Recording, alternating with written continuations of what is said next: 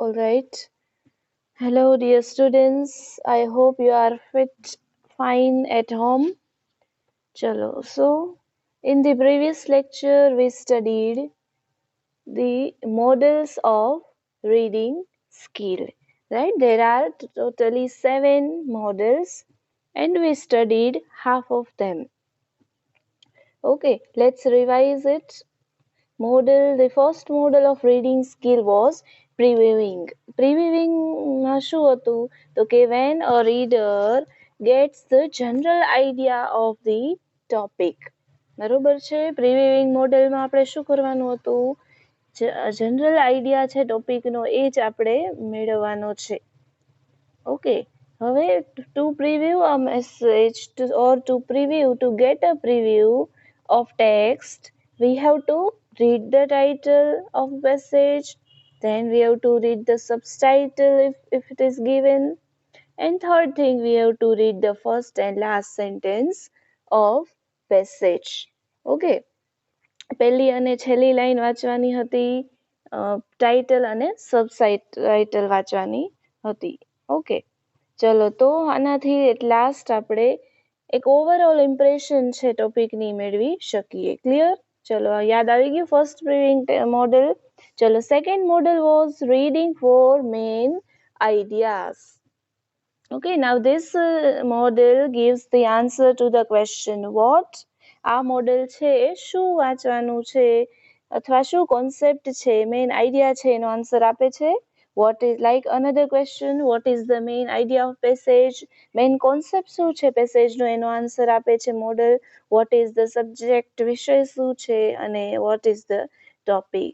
this helps the reader to identify the viewpoint of author. બરોબર છે. ઓથરના view point છે આપણે આઈડેન્ટિફાઈ કરી શકીએ છીએ આ મોડેલથી. કયું મોડેલ આપણું? Reading for main ideas.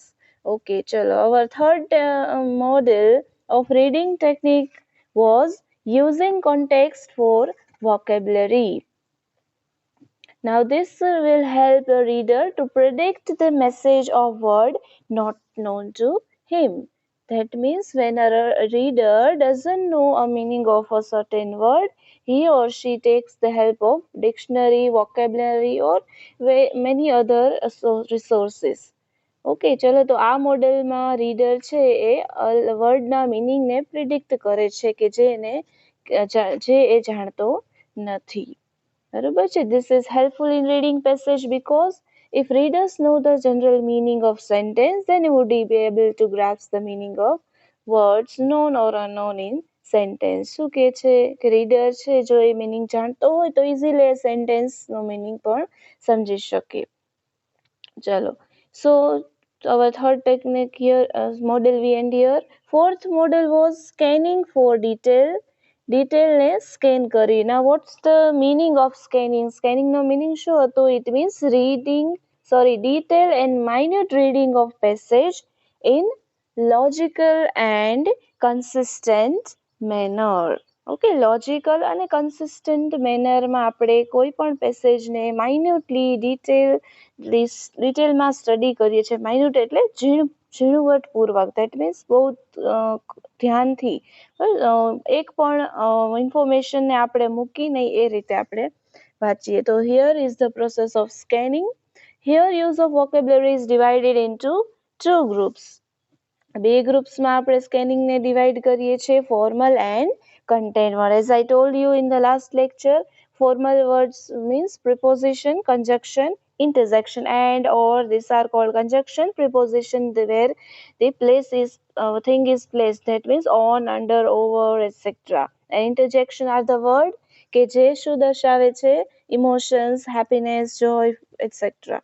તો આ બધા ફોર્મલ વર્ડ્સ છે અને નાઉન, એડજેક્ટિવ અને એડવર્બ છે આ કન્ટેન વર્ડ્સ છે because they the meaning of sentence. બરોબર, મિનિંગ છે સેન્ટેન્સનો એ દર્શાવે છે એટલે એને કન્ટેન વર્ડ્સ કીધું છે. તો આ શબ્દો આપેલા હોય છે એમાં આપણે પેસેજને સ્કેન કરીએ છીએ. That means we are studying a passage in detail. ચલો આગે भी है in day to day communication affairs, skill of scanning is important as it is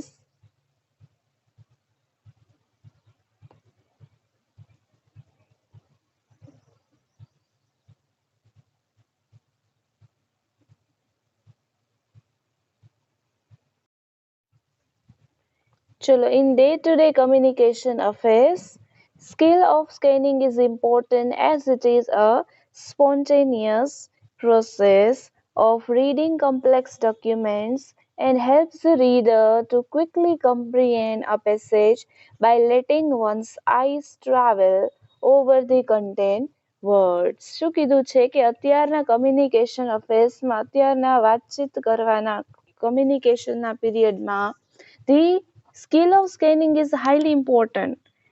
scanning કરવાની સ્કિલ છે એ બહુ જ મહત્વની છે. Why as it is a spontaneous process. It's process in which complex documents are being read. બરોબર છે, આ એવી પ્રોસેસ છે કે જેમાં કોમ્પ્લેક્સ અઘરા ડોક્યુમેન્ટ છે જે ગૂંચવણવાળા છે એને આપણે સ્કેનિંગના મદદથી આપણે શું કરીએ છીએ, રીડ કરીએ છીએ. And helps the reader to quickly comprehend a passage by letting one's eyes travel over the content words. બરોબર, કોમ્પ્લેક્સ ડોક્યુમેન્ટ છે એને આપણે રીડ કરીએ છીએ અને બીજી વસ્તુ છે કે મેસેજને ક્વિકલી કમ્પ્રિહેન્ડ સમજીએ છીએ કઈ રીતે, by letting one's eye travel over the content words. જો કે કન્ટેન્ટ વર્ડ્સ ઉપર આપણે ફિક્સેશન કરીએ છીએ.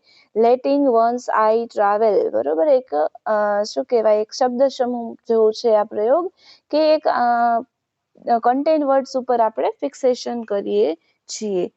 Okay, so here scanning for detail model is completed. Now let's move towards the next model. પછીનું મોડલ જોઈએ. It is making inference. Inference means what to say, conclusion. The entire process of reading aims at arriving to a conclusion or making inference about the passage or about the author's viewpoint. Okay, શું કહે છે, process of reading છે, process of reading છે એનો aim શું છે, it gives the aim at arriving to a conclusion, કોઈ એક વ્યૂ પોઈન્ટ ઉપર આવવું, અરે કન્ક્લુઝન ઉપર આવવું, ઓર મેકિંગ ઇન્ફરન્સ અબાઉટ પેસેજ, એ કોઈ ચોક્કસ ટેક્સ્ટ છે એનો એમ શું છે અથવા એનું કોન્સેપ્ટ શું છે એ સમજવું, એક કન્ક્લુઝન ઉપર આવવું. About the authors view point, બરોબર, વી નો બધા ઓથરના સેમ વ્યૂ પોઈન્ટ હોતા નથી, પણ જે ટેક્સ્ટ આપણે વાંચીએ છીએ એનો કન્ક્લુઝન ઉપસંહાર શું છે એ સમજવાની પ્રોસેસ રીડિંગ કરે છે. Okay, in an inference is a logical conclusion. See, an inference is a logical conclusion based on evidence that may or may not be directly stated in a given passage or text. Conclusion છે એ શું છે તો કે એક logical conclusion, logical એટલે કે લોજિકના મદદથી સમજીએ એવો કોન્સેપ્ટ છે કે જે બેઝડ ઓન એવિડન્સ, એવા એવિડન્સ એટલે પ્રૂફ થાય, પ્રૂફ ઉપર બેઝ છે કે જે તમને ડિરેક્ટલી ટેક્સ્ટમાં આપેલું હોય છે અથવા નથી પણ આપેલું. બરોબર, એટલે કે આપણે કોઈ પણ કોન્સેપ્ટ છે એનો ઉપસંહાર છેલ્લે શું કહેવા માંગે છે એ જાણવું એ એક મોડેલ છે.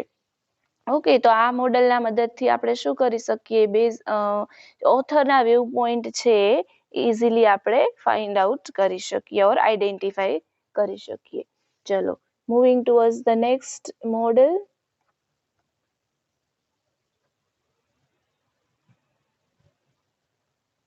Okay, it is restating. શું છે, રીસ્ટેટિંગ. Okay, sometimes the author would repeat the same idea in different forms and structures in the same passage or text. શું કહે છે, sometimes ક્યારેક author would repeat the same idea in different form, એટલે author જે same વસ્તુ જ repeat કરે છે બટ અલગ અલગ સ્ટાઇલથી, અલગ અલગ ફોર્મમાં. And structures in the same passage or text. That means એક કોન્સેપ્ટ છે એને ઘણી વાર એ રિપીટ કરે છે. The basic purpose of restatement, જો રીસ્ટેટિંગ વર્ડ જ આપણે ક્લિયરલી સમજાવે છે કે છે એ વસ્તુ એ બીજી વાર સ્ટેટ કરે છે.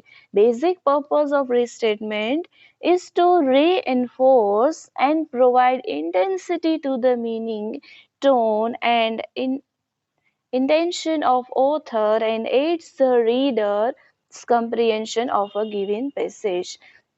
Now, can you think why a restatement is done?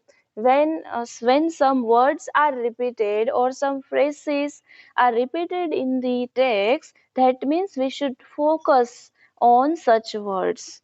બરોબર, હવે તમને ખ્યાલ છે કે કોઈ પણ વર્ડ્સને રિપીટ કરવામાં આવે છે કોઈ ટેક્સ્ટમાં, તો એનો મતલબ શું છે કે આપણે એના ઉપર વધારે ફોકસ કરવાનું છે, અથવા કોઈ ઓથર દ્વારા, કોઈ પોએટ દ્વારા એના ઉપર વધારે એફર્ટ્સ મૂકવામાં આવે છે. ઓકે, તો એના વ્યૂ પોઈન્ટ આ દર્શાવે છે. તો પર્પઝ શું છે રીસ્ટેટમેન્ટને two reinforce and provide intensity to the meaning. અર્થને શું ઇન્ટેન્સ બનાવવું, એટલે કે વધારે તીવ્ર બનાવવું. ટોન એન્ડ ઇન્ટેન્શન ઓફ ઓથરના છે એ ઇન્ટેન્શનલી ઓથર આ રીતે રીસ્ટેટમેન્ટ કરતા હોય. And aids the readers comprehension of a given passage. Aids means first aid, that means help. Aid means help.